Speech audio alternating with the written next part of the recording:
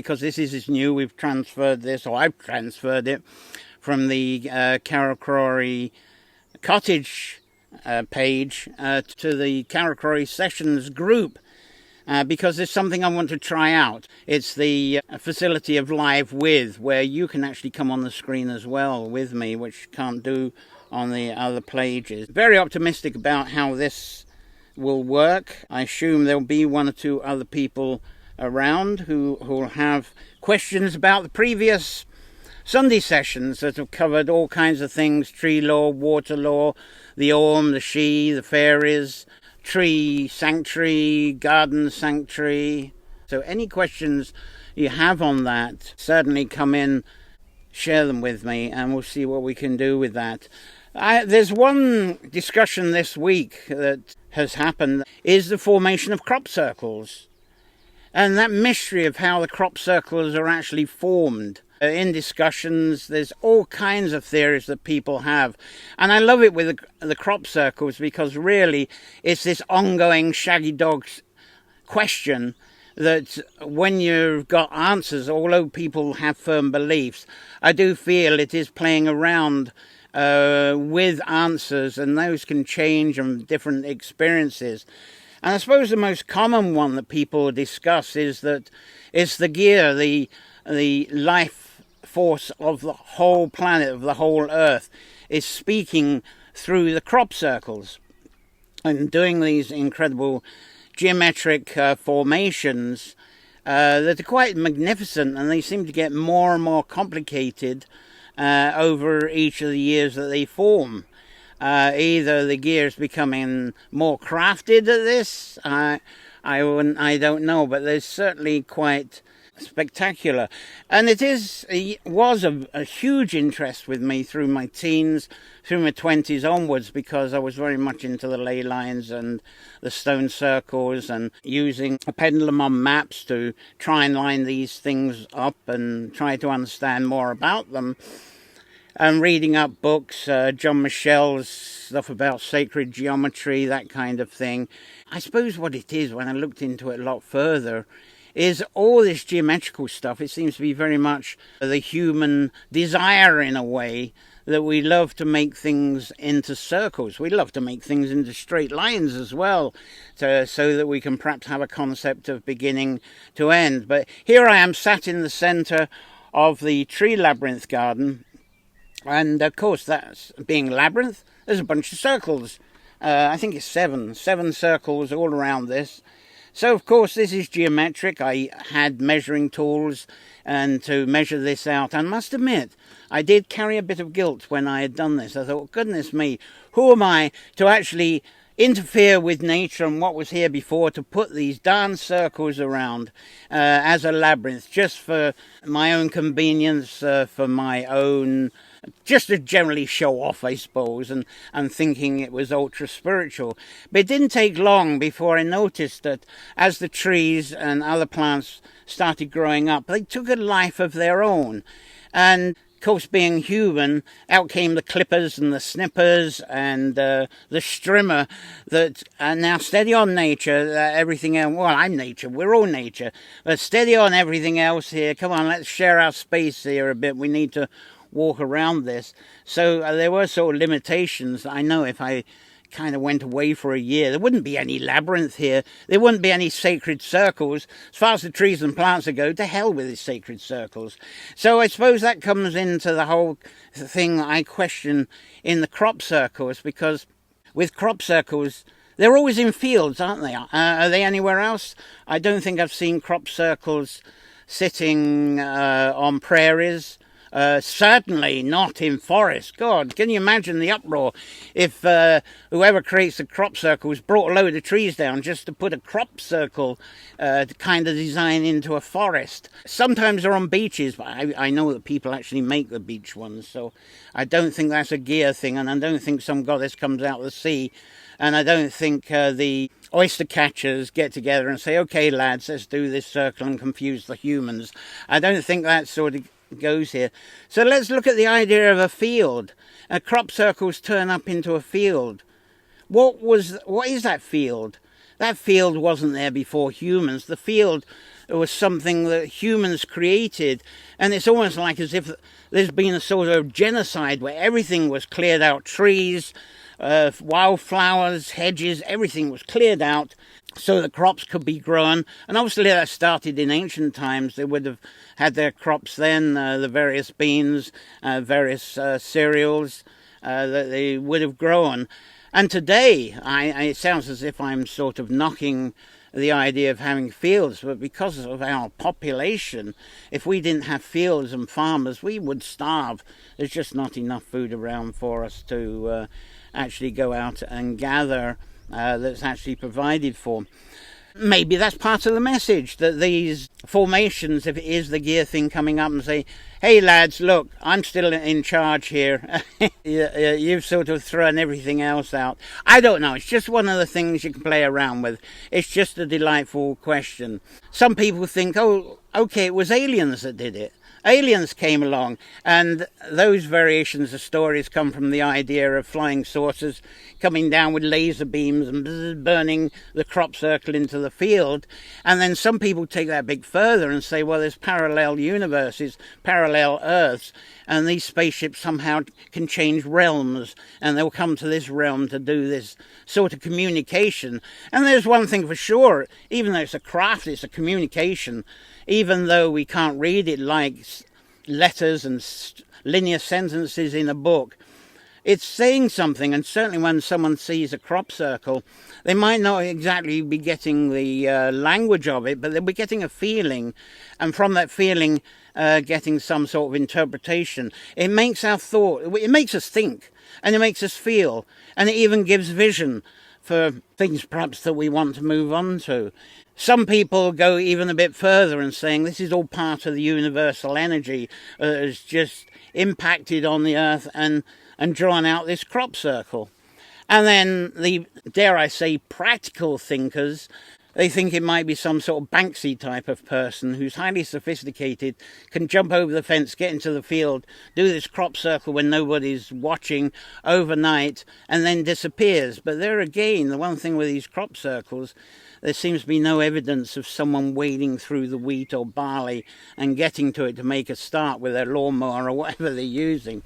So it's just a fancy kind of question that was debated. Now, this is what I'm going to do. I'm going to play the little experiment on you, because I'm dying to see how this works. Oh, the thing I'm looking for doesn't seem to be here. I'm supposed to be able to make an invitation. I'm trying to work out the reason I changed from the Karakuri page to the Karakuri sessions is that I could bring you up for a chat, but I haven't worked out how on earth you do this. No, I have not got the knack with this. This isn't exactly Zoom, is it? It looked very easy when I looked at the instructions anyway. I think I'd better get on to another question, because one of the things that people do ask me is, are you pagan? And especially when I get two groups, you know.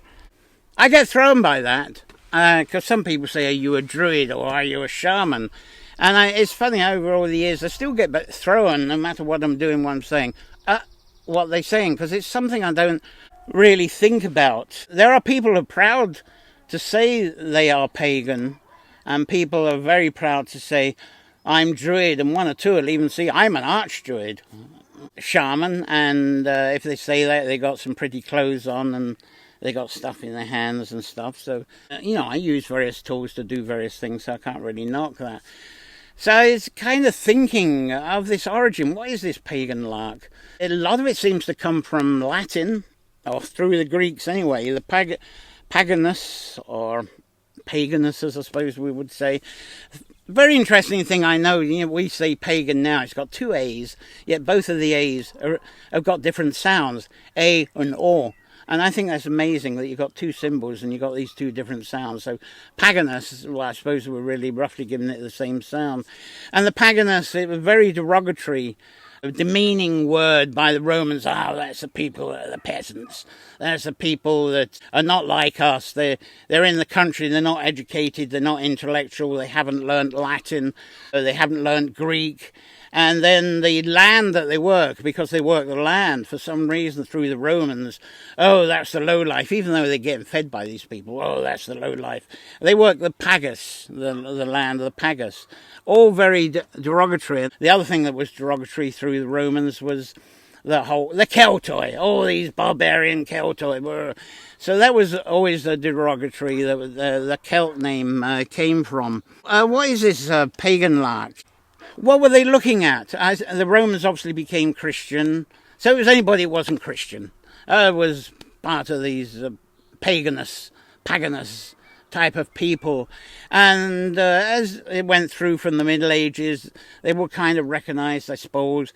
It was a term for people who believed in polytheism, because the Romans and the Christians thought these people, they kind of worshipped several gods and goddesses. When I think if you go back to ancient times, there was a sort of mistranslation, because when there's different types of weather, different seasons, different moon cycles and things going on, in order to describe these conditions going on, the storytellers, diviners, I suppose the people we now call druids, these people, as they're instructing the people, they'd have to bring in characters.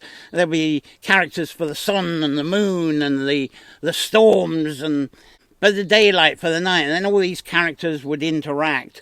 People who were translating them, oh, it's their gods, it's their god of the moon, their god of the sun. And then I sort of think these peasant people, it was a thing that they looked into just to be able to explain things and the whole concept of the storytelling. And then when you're talking about the conditions of things going on, you're really talking about the interaction of nature, because nature is not just us and the animals and the birds and the plants and the trees. It's all the weather patterns as well, because it's the weather patterns and seasons that change the formation of nature, with its birth, regeneration, fruiting, through to its sort of passing and then regrowing again. So all this sort of interacts together. And so there's no single God, and there's certainly no heaven, and there's certainly no hell in that kind of believing. It's all in a cycle. It's all in cycles. Certainly there's light and there's dark, but it's an equilibrium. So, of course, the intellectuals later on call that, was it pantheism? Einstein was a pantheist, Abraham Lincoln was a pantheist, but it's people that weren't Christian. So because it was derogatory, these people that were going around being called pagan, people going around being called Celts, they didn't call themselves that because it was really saying, look, oh, we're a bunch of assholes. It was sort of derogatory. So through the Saxons and the Germanic, they were heathens. That's a whole different story, the heathens. But during the 18th century, when writing and painting was becoming very much a part of people's lives, printing presses were starting to print more stuff. And as we got into the 19th century, printing presses become a lot more accessible. There were broadsheets being printed. They weren't investigating journalists, not very much in those days. So they weren't bringing out newspapers and media like we have today. They were printing out stuff that would attract the people. And fantasy was what was attracting people. And they were taking these old stories. And suddenly these stories of these suppressed, I suppose, pagan people, there was heroes amongst them. There were people of wonder amongst them. And suddenly we've got the people that were being downtrodden because of the snobbery of the early days of academia. Suddenly these people were part of the academia because of the colour of their stories. So suddenly these downtrodden people were suddenly people of romance. They were people to be looked up to. They were people to inspire us. And so there was a whole change in the whole view of what may be pagan. Certainly with Celtic, Celtic, even just down the road in Ballymote here, Father Walfrid was transferred to Glasgow in order to help bring peace amongst the youths there, because there was a strong sort of Protestant crowd and a Catholic crowd, and this was going on 19th century, this sort of division. And I think the Celtics were probably called, oppressive. Oh goodness, you Celts, you're a pain in the ass. and they were still sort of downtrodden. So what Father Walfrid did as a priest, he brought soccer in to get these youth into soccer teams. And it's called the Celtic Football Club, was formed there. It didn't take long before any youth that were in this football club, I'm in the Celtic Football Club. And suddenly it was of a higher order, and suddenly the Celtic was wonderful. But I think going back to the pagan and the whole sort of paganism, I think I always bring up on the Sunday sessions about the Grimm's brothers. They picked up lots of stories from Ireland, a lot from Scotland and from Wales, and they turned them around, and the Grimms really made those stories gothic, didn't they? They sort of scared people out of woodlands. The woodlands was very scary. The witches were very scary. They weren't just wise women. And they tried to make the image that this newfound wealth of castles and country houses and fine living, fine dining, that was living happily ever after. So they were really crushing the romance. But in a way, I think people, even the Goths, when the Goth fashion was about, there was an intrigue. Well, what is this that they're hiding from us? What is in the woods? What are these witches like? What are these fairies like? What is this she that we're hearing about? So groups would form up to discuss these and form poetry, form stories. They're almost like the beat poets of the 19th century. Yeats was very much part of that movement.